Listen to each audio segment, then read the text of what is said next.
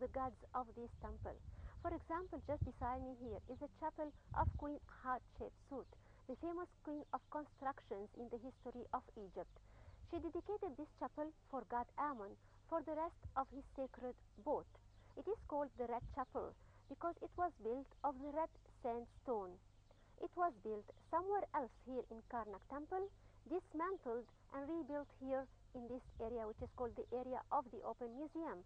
So make sure that when you come to visit Karnak Temple, you stop by the Open Museum. The excavations in Karnak Temple revealed 2 giant statues of Akhenaten and fragments of 15 other grand statues of him.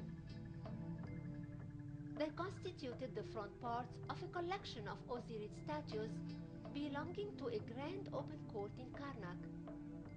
The excavated stone blocks of Aton temples in Karnak has reached 60,000 blocks, known as talatat.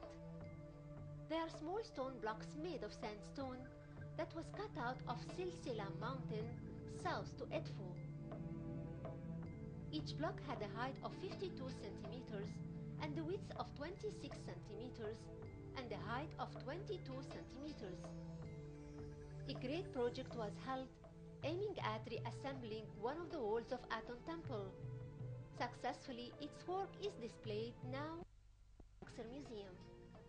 The scenes on the walls are very interesting, for they describe the daily life scenes which took place in the temple, starting by the main rituals performed by the king and the queen for god Aton. Akhenaten is seen showering by the rays of Aton, which ends by hands carrying the key of life. He is followed sometimes by the queen, who offers bread for the sun god. The king also offers god Rahur Akhti some flowers, knowing that this god was favorable by Akhenaten before he dedicated himself to the cult of Aton. The scenes show in details the workers bringing food and beverages to the temple to be used as offerings to the gods.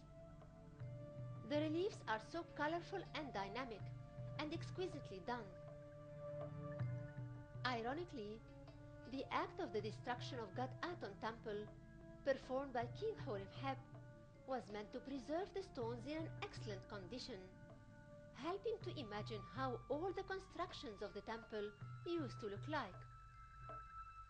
The excavations of Aton temple help us to conclude that the constructional work done by Akhenaten in Karnak was on a much bigger and wider scale than it was thought to be, and that he had actually contributed as his ancestors and successors in turning Karnak into the most important living record and glorious monument in the world.